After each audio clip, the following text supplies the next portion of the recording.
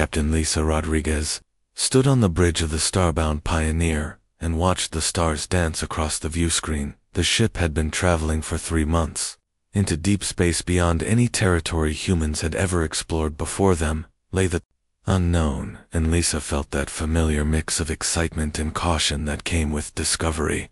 The bridge crew worked quietly at their stations. Dr. Maya Thompson sat at the science console, reviewing data from their long-range sensors, while Commander Kate Sullivan monitored the tactical displays. Everything seemed normal until the proximity alarm began to sound. Dar Thompson looked up from her screen, with wide eyes. "Captain, we have multiple contacts approaching from the port side. The ships are huge, much larger than anything in our database." As Lisa moved to stand behind the science station, "Show me what we have, Maya." The main screen shifted to display a tactical view. 5 massive vessels approached in a perfect formation. Each ship appeared to be at least twice the size of the Starbound Pioneer. Their hulls gleamed with an unusual metallic surface that seemed to shift colors as they moved. The ships had elegant curves and flowing lines, unlike the angular design of human vessels. Commander Sullivan stepped forward from her station. "Captain, their technology appears far advanced. Their ships show energy signatures we cannot identify, and their formation suggests military precision." Lisa nodded. This was the moment humanity had been preparing for since they first reached the stars. The possibility of meeting other intelligent species had always existed, but now it was reality. She took a deep breath and straightened her uniform. "Open a channel on all frequencies, Maya. Let them know we come." In peace. Dr. Thompson worked at her console for several minutes. "Captain, I am detecting multiple communication attempts from the alien vessels. They seem to be trying various frequencies and protocols." Suddenly the view screen filled with an image that made the entire bridge crew stop and stare. A tall, graceful being appeared before them. Her skin had a crystalline quality that reflected light in beautiful patterns. Her features were elegant and refined, with large eyes that seemed to hold ancient wisdom. She wore what appeared to be ceremonial robes that flowed like liquid around her tall frame. The being spoke in a voice that sounded like music. "I am Ambassador Veltar of the Zephyrian Alliance. We greet you, small wanderers of the void. Your species is unknown to us, but your peaceful approach has been noted." Lisa stepped forward so the alien could see her clearly. "I am Captain Lisa Rodriguez of the human vessel Starbound Pioneer. We come seeking knowledge and peaceful contact with other species. We mean no harm to you or your people." Ambassador Veltar studied Lisa with those large ancient eyes. "Your species appears quite fragile. Captain Rodriguez, your ships are primitive compared to our technology, yet you venture far from your homeworld. This shows either great courage or great foolishness." Dr. Thompson leaned forward. "Ambassador, if I may ask, what is the Zephyrian Alliance?" The alien ambassador smiled, which somehow looked both beautiful and slightly condescending. "The Alliance consists of 12 species who have joined together in mutual cooperation. We have conquered the most dangerous worlds in this sector of space and proven ourselves masters of survival." Commander Sullivan exchanged a look with Lisa. The word "conquered" had been emphasized in a way that suggested these aliens took great pride in their achievements. Lisa maintained her diplomatic composure. "We would be honored to learn more about your alliance, and perhaps share knowledge of our own people." Ambassador Veltar nodded slowly. "Your request has merit, Captain Rodriguez. However, first, you must understand what it means to survive in this region of space. We inhabit worlds that would destroy lesser species in moments. Our colonies exist on planets where the very air burns lungs, and the ground shifts without warning." Another figure appeared beside the ambassador. This being was shorter, but far more muscular, with thick armored skin and eyes that glowed with inner fire. "This is General Crixon, our military commander who has led expeditions to 17 Deathworlds." Crixon studied the humans with obvious skepticism. "Your species looks weak, Captain. Your skin appears soft, and your bodies show no natural armor. How do you survive the void between stars?" Lisa felt a slight irritation at the alien's dismissive tone, but kept her voice steady. "We may appear fragile, General, but appearances can be deceiving. Humans have survived and thrived in many difficult environments. The general made a sound that might have been laughter. Your homeworld must be a paradise then, if you consider difficult what we would call comfortable. Dr. Thompson stepped forward. General, if you would permit me to ask, what makes a world dangerous, in your opinion, General? Crixon crossed his thick arms. Extreme temperatures that can freeze or burn in moments, atmospheres filled with toxins that corrode metal, storm systems that can level mountains in hours, gravity so strong it crushes bones, predators that hunt in packs and can tear through steel. These are just the beginning, Ambassador. Veltar raised a graceful hand. Perhaps, General, it would be more productive to show these humans what true survival requires. Captain Rodriguez, we extend an invitation to witness our greatest achievement. Our colony on Zarian Prime represents the pinnacle of Deathworld conquest. Lisa looked at her senior officers. Dr. Thompson nodded eagerly, while Commander Sullivan appeared more cautious. We would be honored to accept your invitation, Ambassador. The ambassador smiled again. Very well, Captain. You may follow our ships to Zarian Prime. There you will see what it means to survive on a world that kills the unprepared. We have spent decades establishing our foothold there, at great cost in lives and resources. General Crixon leaned forward. But be warned, humans, Zarian Prime is not a place for the weak. Even with our advanced technology and protection, the planet remains deadly. Your soft bodies and primitive equipment may not survive even a brief visit. Lisa felt her jaw tighten slightly at the continued insults to human capability. General, we appreciate your concern, but humans have faced challenges before. We would like to see this world of yours.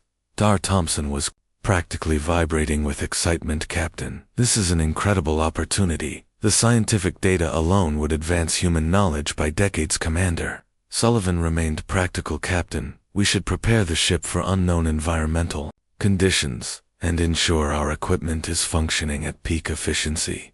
Lisa nodded to both officers. Dr. Thompson, begin full sensor sweeps of their ships, and any data you can gather about this. Zarian Prime. Commander Sullivan, have all departments run diagnostics and prepare for potentially hostile environment operations. Ambassador Veltar watched this exchange with interest. Your crew shows discipline. Captain, this is good. You will need every advantage on Zarian Prime. Even our most experienced warriors treat that world with respect. The alien ships began to move, and the Starbound Pioneer fell into formation behind them. As they traveled toward Zarian Prime, Dr. Thompson worked frantically to analyze every piece of data their sensors could gather about the Zephyrian vessels. Captain, the energy output from their ships is incredible, Dr. Thompson reported.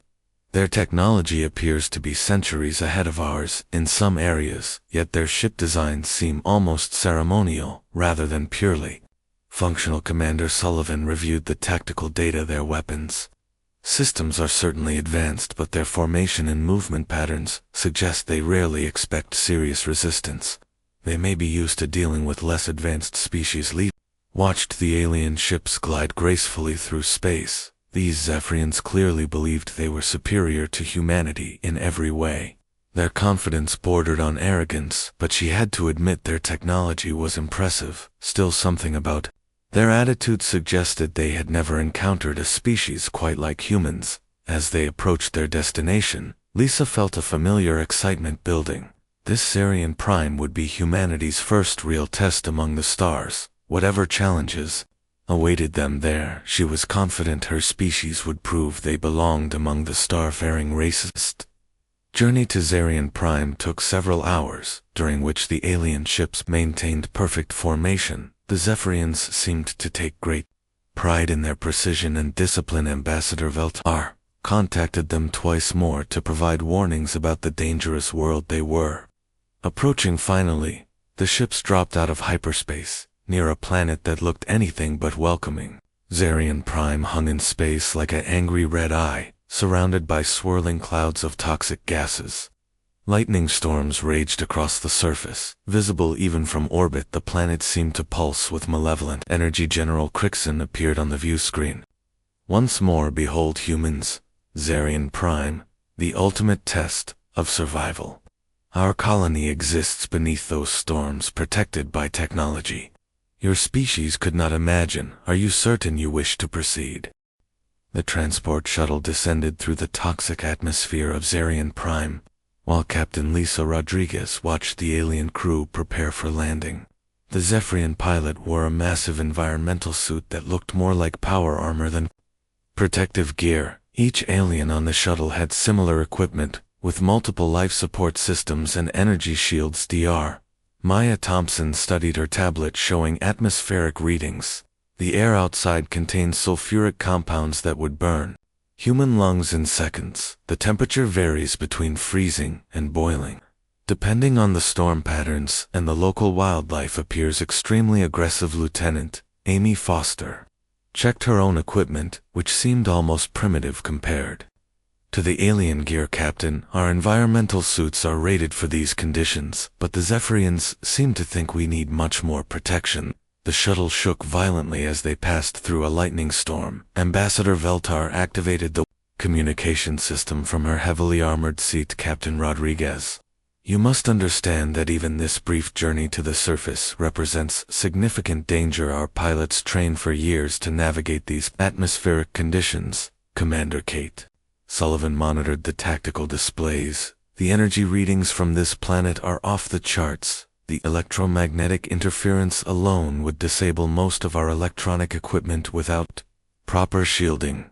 The alien pilot announced their approach to the Zephyrian colony, and Lisa could see why the aliens were so proud of their achievement. The colony appeared as a massive dome structure buried deep in a mountain valley. Energy shields surrounded the entire installation, creating a protective barrier against the hostile environment. Weapon systems tracked constantly across the sky, shooting down flying creatures that approached too close. General Crixon pointed toward the colony with obvious pride. Behold, the greatest achievement of the Zephyrian Alliance. This colony houses over 10,000 beings in complete safety from the Deathworld outside. We have spent 40 years building these defenses at a cost of 3,000 lives. The shuttle landed in a heavily shielded bay, where mechanical arms immediately began decontamination procedures. Atmospheric processors worked constantly to ensure no toxic elements entered the colony proper. The engineering required was clearly extraordinary. Dr. Maya Thompson was fascinated by the technology. Captain, this is incredible. The amount of resources and engineering required to create this colony must have been enormous. No wonder they consider this their greatest achievement. Ambassador Veltar led them through the colony corridors, which were lined with monitoring equipment and emergency systems. Every few meters, blast doors stood ready to seal off sections in case of breach. Emergency suits hung in special alcoves, and warning lights flashed constantly. The colony interior resembled an underground city with multiple levels connected by protected walkways. The aliens moved with obvious caution. Even inside their protected environment, children stayed close to adults, and everyone carried emergency equipment we can provide. You with a brief surface tour, Ambassador? Veltar announced, but you must understand the extreme danger involved. Even our most experienced warriors do not venture outside without full protection. Many never return from surface expeditions. Crixon looked directly at Captain Rodriguez. Your primitive suits will not be sufficient, Captain. We can provide you with emergency armor, but even then the surface remains extremely dangerous. Perhaps it would be wiser to observe from the safety of the colony. Lisa exchanged looks with her officers. Dr. Thompson was practically bouncing with excitement, while Lieutenant Foster appeared completely confident in her equipment. We appreciate your concern, General, but we would like to experience the surface conditions firsthand. The aliens spent over an hour fitting the humans with additional protective equipment.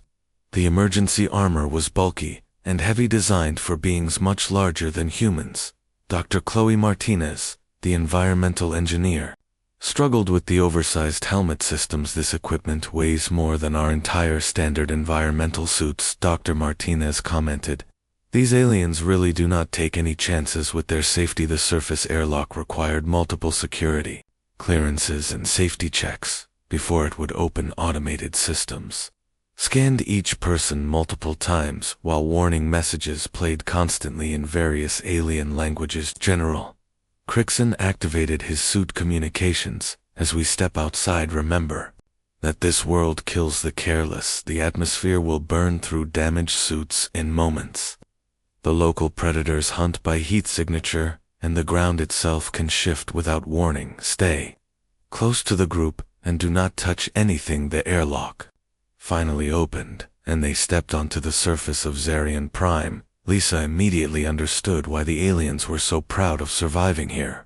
The landscape looked like something from a nightmare. Red rocks jutted from the ground at impossible angles, while toxic mist swirled between them. Lightning struck constantly, and the air itself seemed to glow with dangerous energy. Massive creatures moved in the distance, looking like crosses between dinosaurs and armored vehicles. Their hides appeared thick enough to stop bullets, and their eyes glowed with predatory intelligence. One group of creatures was fighting over the carcass of something even larger. "This is incredible," Dr. Thompson said over the radio. "The geological formations alone represent millions of years of unique evolution. The mineral deposits could revolutionize human technology." Lieutenant Foster was examining her equipment readings.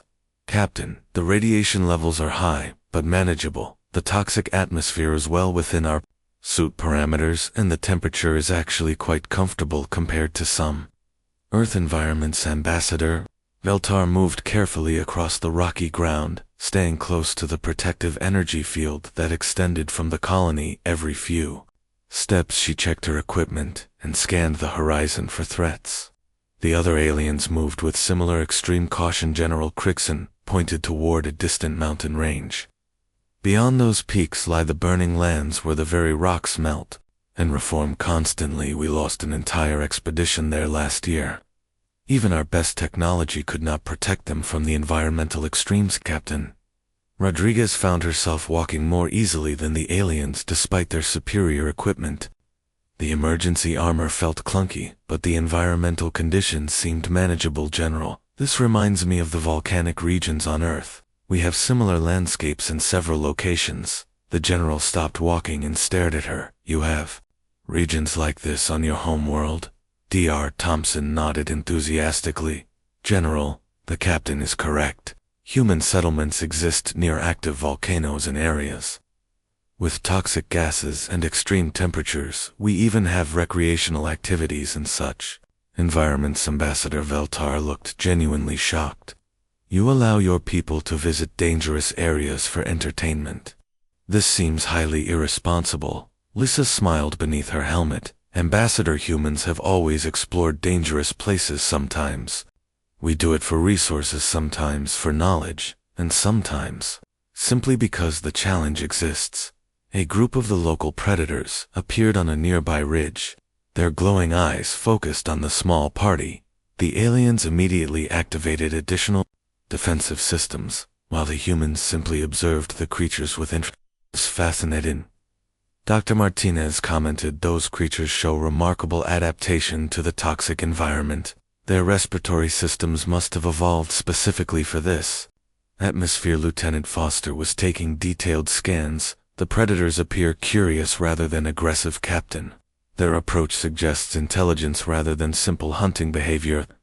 The aliens had formed a defensive circle with weapons drawn, while the humans continued their casual observation of the local wildlife.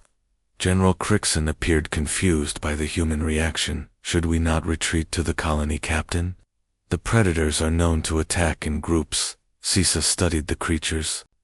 Through her visor, "They appear to be maintaining distance, General, suggesting they recognize us as unknown rather than prey. Perhaps we represent something they have not encountered before." The creatures watched for several more minutes before losing interest and moving away. The aliens slowly relaxed their defensive posture, but remained obviously shaken by the encounter. Ambassador Veltar checked her chronometer. "We should return to the colony, Captain. This has been a longer surface expedition than we normally attempt, and the storm systems are intensifying." As they walked back toward the colony, Dr.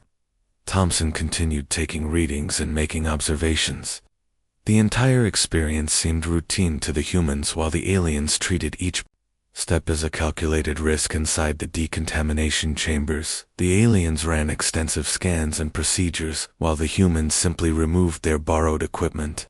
The contrast in their attitudes toward the dangerous environment was becoming increasingly obvious. General Crixon studied the humans with new interest.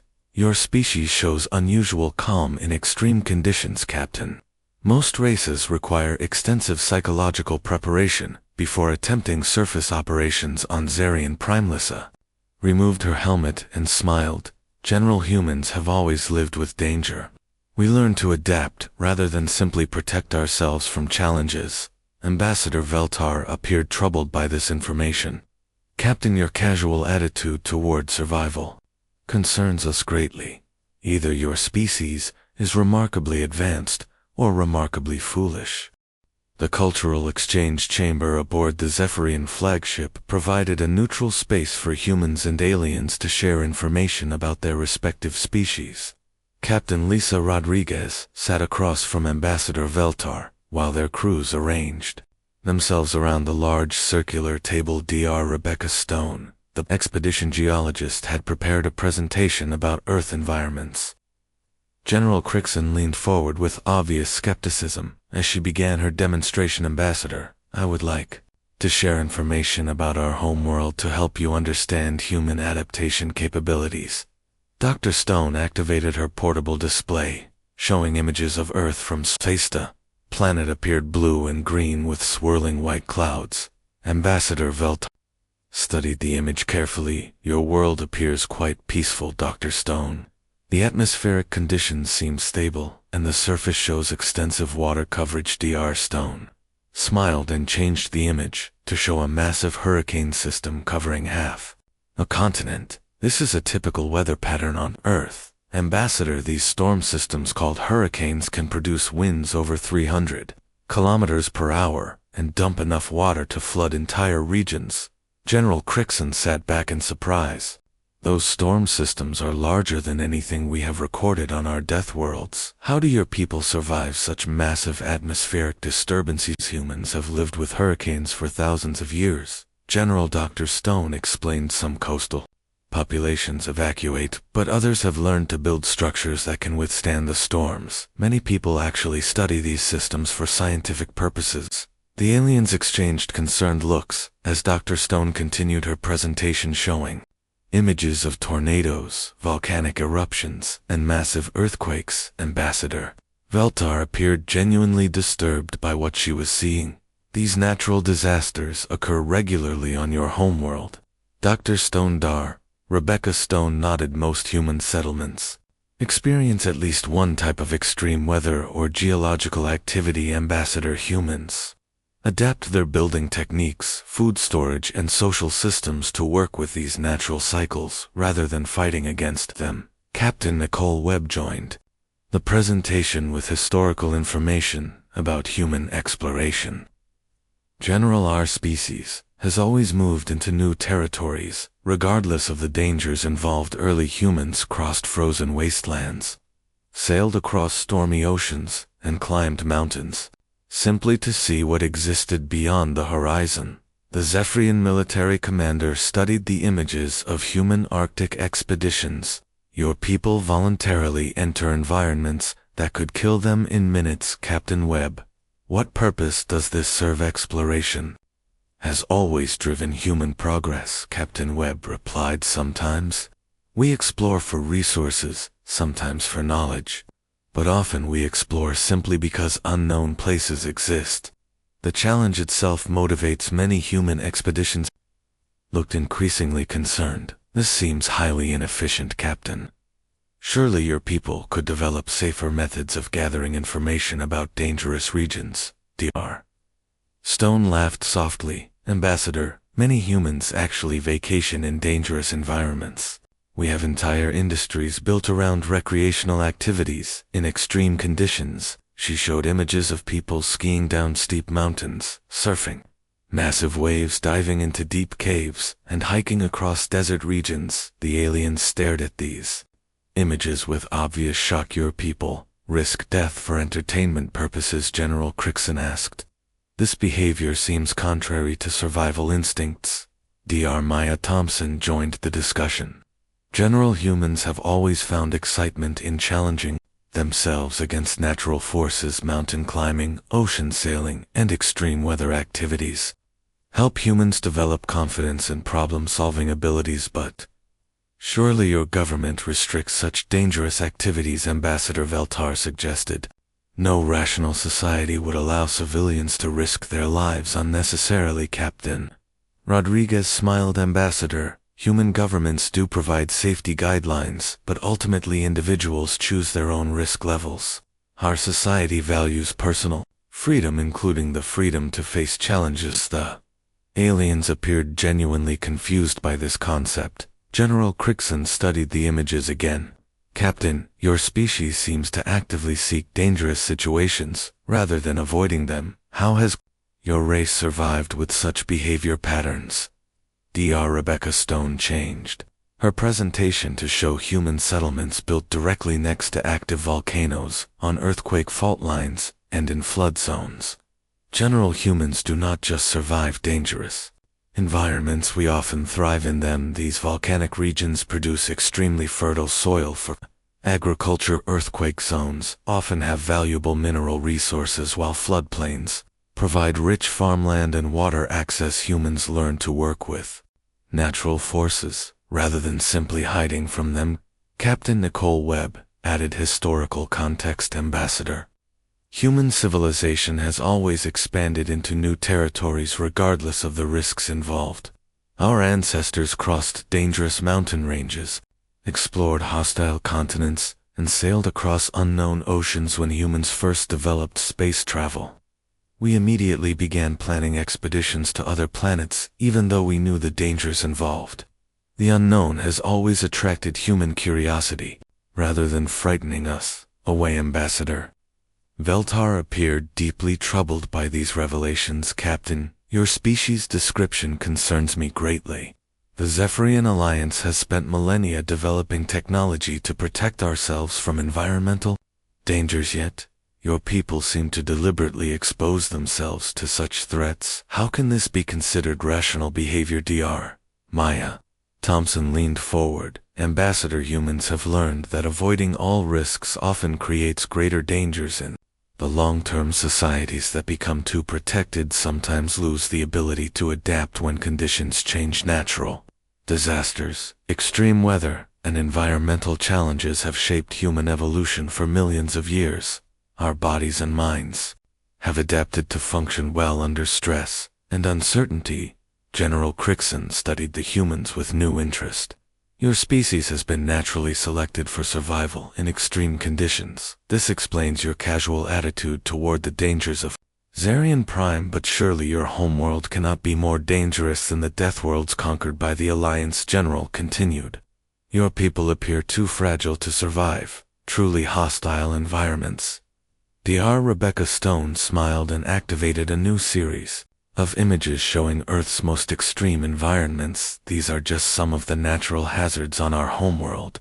General areas where the ground temperature exceeds human survival limits, regions where toxic gases kill within minutes, and places where the atmospheric pressure can crush unprotected bodies. Images showed volcanic vents, deep ocean trenches, polar ice caps, and radioactive zones. General Crixon leaned forward to study each image more carefully. Humans live near all of these environments. Dr. Stone continued, many people work directly in these dangerous areas, while others visit them for research or recreation. Our species has learned to respect natural forces, while not allowing them to limit our activities. Ambassador Veltar was quiet for several moments before speaking. Captain Rodriguez, I begin to understand why your people showed so little concern on Zarian Prime. Your homeworld has already exposed you to similar dangers.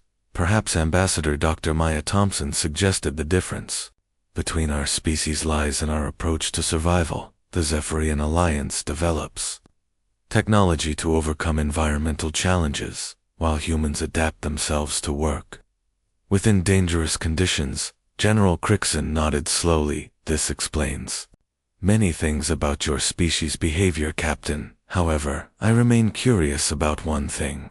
Your people appear physically fragile, yet you describe surviving in extremely hostile conditions. How is this possible? Captain Lisa Rodriguez stood and walked to the viewing port, showing the stars beyond. Ambassador General, human strength lies not in our physical capabilities, but in our adaptability. We survive through cooperation, intelligence, and willingness to face uncertainty. Nicole Webb joined her at the viewport. Human civilization advances by accepting challenges rather than avoiding them. General, each generation of humans faces new dangers and develops new solutions. This process has made our species extremely resilient. The aliens sat quietly processing this information. Ambassador Veltar finally spoke. Captain, your species presents a very different model of survival than anything the Alliance has encountered. Perhaps we have been too focused on technological solutions to environmental challenges. General Crixon appeared thoughtful. Your people might have much to teach the Alliance about adaptation, Captain. However, I wonder if your casual attitude toward danger might prove problematic in truly extreme environments. Captain Rodriguez turned back to face the aliens. General, perhaps we could test that theory. Would the Alliance be interested in a joint expedition to evaluate humans' survival capabilities in extreme conditions? The Zephyrian homeworld of Kethmer appeared before them like a jewel floating in space. Perfect blue oceans covered most of the surface, while green continents showed careful geometric patterns of cities and agricultural zones.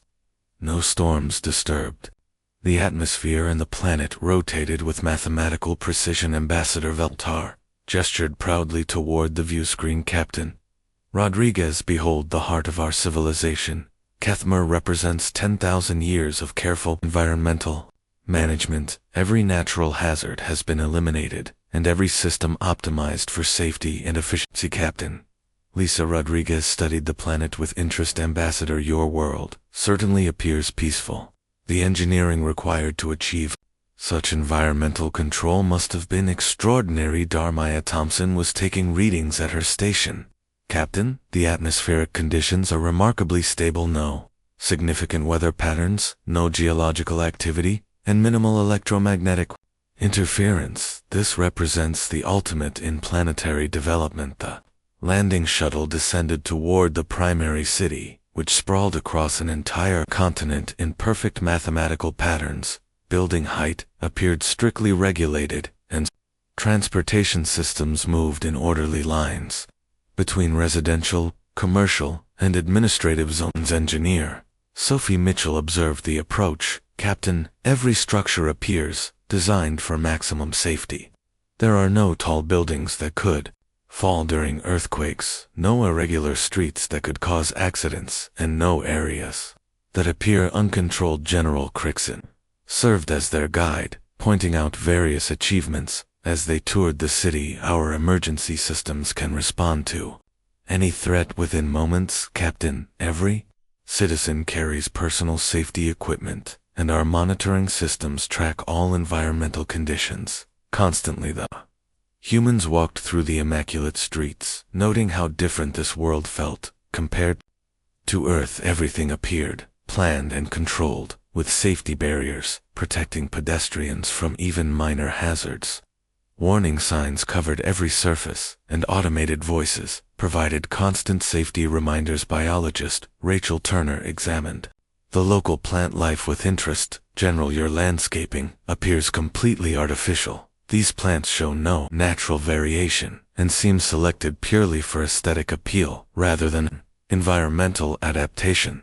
This is correct, Dr. Turner. General Crixon replied proudly. All natural vegetation was replaced centuries ago with improved species that require minimal maintenance and pose no risks to citizens. Wild plants often contain toxins or allergens that could harm the population. Dr. Maya Thompson looked around the sterile environment. General, what happened to your world's original ecosystem? This level of environmental control must have required eliminating most native species. Ambassador Veltar joined the conversation. Dr. Thompson, the original ecosystem was chaotic and dangerous. Natural predators threatened citizen safety, while uncontrolled. Plant growth created fire hazards and blocked transportation routes. Our ancestors wisely chose civilization over wilderness. The tour continued through museums displaying the planet's transformation from dangerous natural world to safe controlled environment. The exhibits showed how the Zephyrians had systematically eliminated every environmental threat over thousands of years. Captain Lisa Rodriguez found herself feeling uncomfortable in the sterile environment. Ambassador, your people have certainly achieved remarkable safety. But where is the excitement, the challenge that drives progress and innovation? Challenge exists in our research facilities, Captain Ambassador, Veltar replied. Scientists work in carefully controlled conditions to advance knowledge without exposing themselves to unnecessary risks. Progress does not require danger. Engineers Sophie Mitchell was examining the city's infrastructure systems. Captain, the engineering here is incredible, but everything appears designed around avoiding risk rather than managing it. Their entire civilization seems built on the principle that safety equals progress. A minor tremor ran through the ground, barely noticeable by human standards, but immediately, every Zephyrian citizen activated emergency procedures. Warning sirens began sounding in automated systems, directed everyone toward designated shelter areas. The humans looked around in confusion as aliens rushed past them toward underground bunkers. Captain Rodriguez activated her communicator. Ambassador, what type of emergency is occurring? Ambassador Veltar's voice came through the communication system. With obvious stress, Captain, a seismic event has been detected. All citizens must report to emergency shelters immediately until the geological survey teams can confirm surface safety. Dr. Maya Thompson checked her equipment readings. Captain, this registers as a magnitude 2 earthquake, barely detectable by our standards, yet the entire population is evacuating as if facing a major disaster. Humans remained on the surface while every Zephyrian citizen disappeared. Underground security forces in heavy armor approached them with obvious concern. Citizens, you must proceed to shelter areas immediately. Surface conditions are potentially lethal during seismic events. General Crixon appeared in full combat armor. Captain Rodriguez, why are your people not seeking shelter? The ground movement could intensify without warning, and surface structures may become unstable. Captain Rodriguez looked around at the perfectly stable buildings and continued normal operations. General, this level of seismic activity would not even be reported on Earth. Our buildings are designed to handle much stronger ground movement without any safety concerns. The Zephyrian general appeared shocked by this statement. Captain, your people remain on the surface during earthquake conditions. This seems incredibly reckless, even by your species' unusual standards. Engineer Sophie Mitchell was studying the city's emergency response systems. General, your safety procedures are impressive, but they seem designed for threats that barely register as dangerous by human standards. Over the next hour, the humans continued their normal activities, while the entire Zephyrian population remained in underground shelters. Automated systems repeatedly announced surface dangers while the humans experienced nothing more than minor building vibrations. When the all-clear signal finally sounded, the Zephyrians emerged from their shelters. Looking shaken by the experience, General Crixon approached the humans with obvious concern and growing interest. Captain, your people's behavior during the seismic event troubles me greatly. Either your species lacks proper survival instincts, or your homeworld has exposed Anya to much greater dangers than we previously understood. Maya Thompson smiled. General, I believe the latter explanation is correct. Earth experiences earthquakes that would probably require your people to evacuate entire continents. Our cities are built to flex with ground movement, rather than requiring perfect stability. Ambassador Veltar appeared deeply disturbed by this information. Captain, if your homeworld regularly experiences seismic events stronger than what just occurred, how do your people maintain civilization the same way we handle hurricanes, volcanoes and other natural forces? Ambassador Captain Rodriguez replied. We build our cities to work with natural forces, rather than requiring their complete elimination. General Crixon studied the humans with growing respect. Captain, your species continues to surprise the Alliance. Perhaps it is time to test your survival capabilities against a truly extreme environment. He activated his communication system and contacted the Zephyrian High Command. Admiral, we request permission to conduct a joint expedition to Vorthak with our human guests. Ambassador, Veltar gasped. General, surely you cannot be serious. Vorthak defeated 3 separate Alliance colonization attempts. Even our most advanced technology proved insufficient for that. World Captain Rodriguez felt her pulse quicken with interest. General, what makes Vorthak so dangerous that even the Alliance considers it unconquerable? General Crixon smiled grimly. Captain, Vorthak combines every environmental hazard known to the Alliance: extreme gravity, atmospheric toxins, predatory ecosystem, unstable geology, and weather patterns that defy prediction. We abandoned the world after losing over 500 colonists, yet your people showed no concern during a minor seismic event on our perfectly safe homeworld. General continued, perhaps it is time to discover whether human adaptability has limits. Dr. Maya Thompson was already pulling up data about Vorthak on her portable systems. Captain, the preliminary readings suggest environmental conditions that would challenge even our most advanced equipment. Engineer Sophie Mitchell reviewed the technical specifications. General, this world appears designed to kill anything that tries to establish a foothold.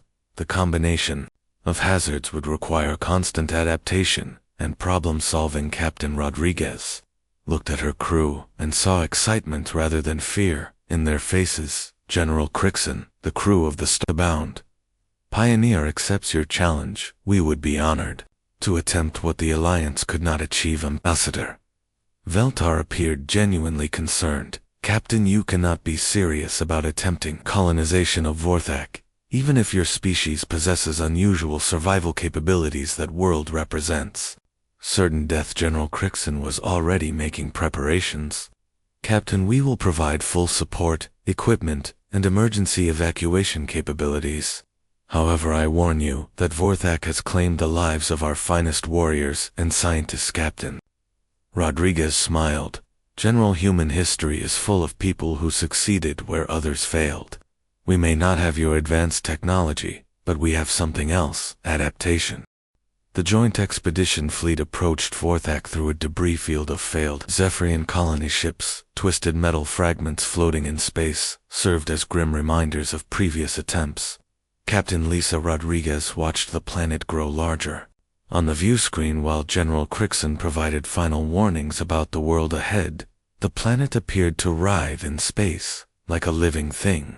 Massive storm systems covered most surfaces, while volcanic activity painted the night side with flowing red rivers. Atmospheric readings showed toxic gas concentrations that would kill most species within minutes. General Crixon activated the communication system. Captain, the depravity on Vorthak is twice standard levels, which will strain even our mechanical systems. The atmospheric pressure varies wildly, depending on weather patterns, and the local predators have evolved specifically to hunt technological signatures. Dr. Emma Clark, the newly arrived planetary development specialist, studied the sensor data with obvious excitement rather than concern. Captain, these readings suggest incredible geological diversity.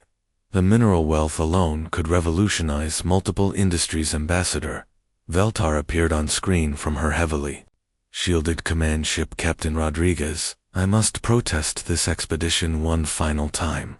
Vorthak has already claimed too many lives, and your people lack the protective technology necessary for survival. Captain Rodriguez checked her crew's status reports. Ambassador, we appreciate your concern, but humanity has never turned away from a challenge because others considered it impossible.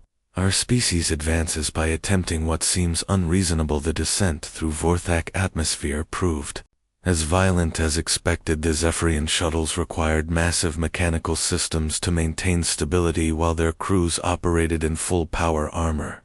Lieutenant Amy Foster piloted the human shuttle with standard equipment, making minor adjustments for the increased gravity. Dr. Maya Thompson monitored atmospheric readings. Captain, the toxic gas concentrations are severe, but within our equipment's filtration capacity. The electromagnetic interference is actually less problematic than some Earth. Storm Systems engineer Sophie Mitchell was already adapting alien technology to function more efficiently in the harsh conditions. Captain, these Zephyrian systems are over-engineered for reliability, but they sacrifice efficiency. I can modify several components to improve performance. The landing zone appeared as a hellish landscape of twisted rocks, acid pools, and active volcanic vents. Massive creatures moved between the geological formations, while smaller predators hunted in organized packs. The sky flickered with constant lightning while toxic rain fell in sheets. General Crixon emerged from his shuttle in full combat, armor followed by other Zephyrian expedition members who moved with extreme caution. Every step required careful planning and constant monitoring of environmental conditions. Humans disembarked, wearing standard exploration suits, with minor modifications for the increased gravity. Captain Rodriguez breathed deeply and examined their surroundings with professional interest rather than fear. This landscape reminds me of the Yellowstone volcanic region, Dr. Maya Thompson commented.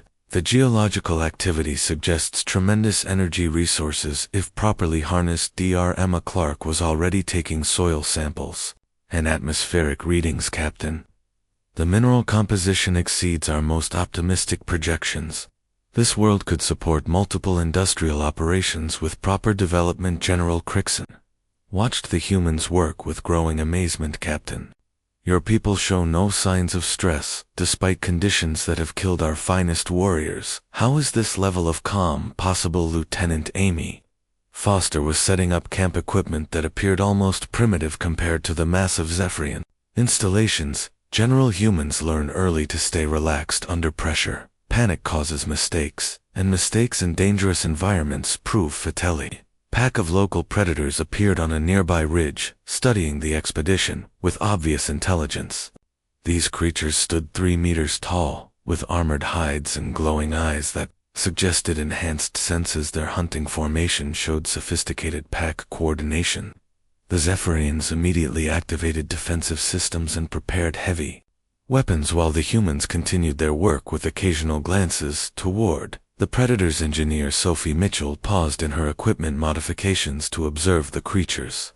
Captain, these predators show remarkable adaptation to the environment.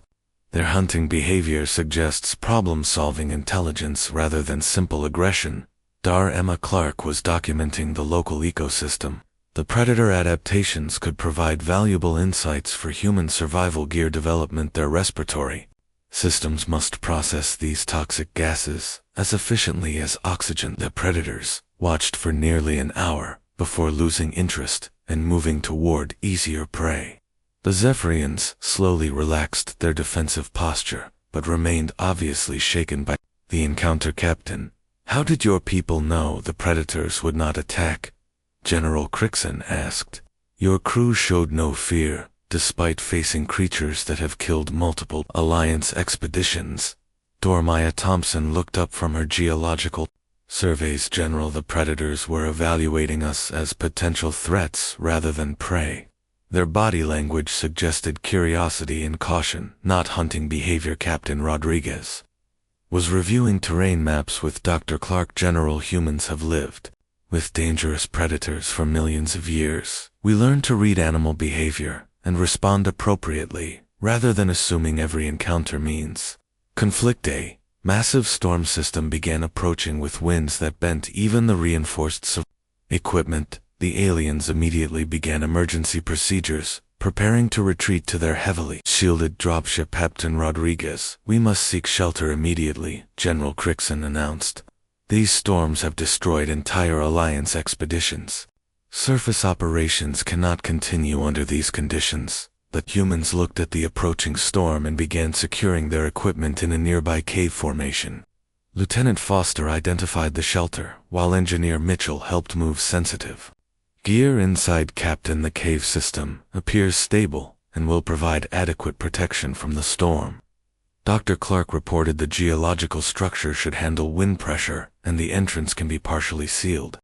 The Zephyrians watched in amazement as the humans calmly prepared for conditions that forced Alliance retreat to orbital positions.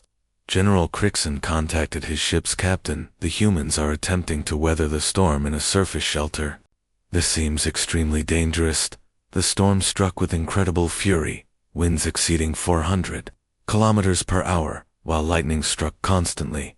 The Zephyrians retreated to their dropship and activated maximum shielding, while the humans remained in their cave shelter inside the cave. Captain Rodriguez.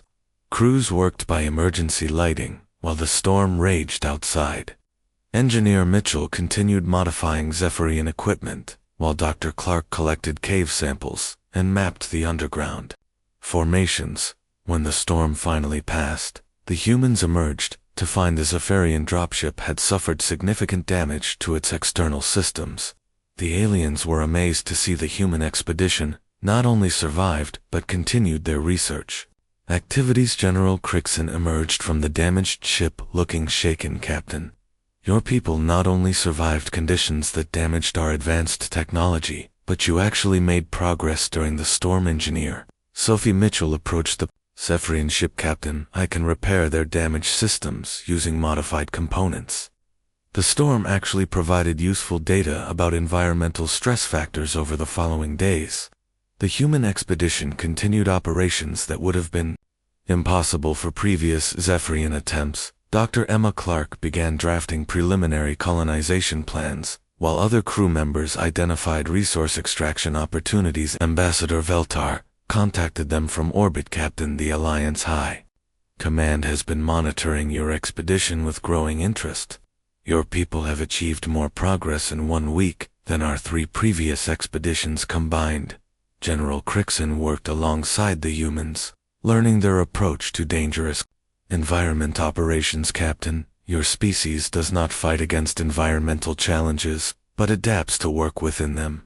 This represents a completely different survival philosophy. Captain, Rodriguez watched her crew establish the first permanent human outpost on Vorthak. General humanity succeeds by accepting uncertainty and adapting quickly to changing conditions. We do not require perfect safety to achieve progress. The expedition concluded with the successful establishment of a joint human Zephyrian research station. The humans led dangerous surface operations, while the aliens provided technological support and orbital coordination. Darmaya Thompson transmitted her final report to both human and Zephyrian authorities. Captain, this world represents the beginning of a new era. Humans and Zephyrians have complementary survival strengths that together can achieve what neither species could accomplish. Alone. Ambassador Veltar addressed both crews from the orbital command center. Captain Rodriguez, your species has taught the Alliance that true strength lies not in avoiding danger, but in adapting to overcome it. The partnership between humans and Zephyrians will open worlds previously considered impossible. Crixon stood beside the human and Zephyrian flags, now flying over the first permanent settlement on Vorthak. Captain, your people have proven that survival is not about having the best protection, but about having the best adaptation. Captain, Lisa. Rodriguez looked out across the hostile landscape that was already becoming home to human and Zephyrian colonists working together.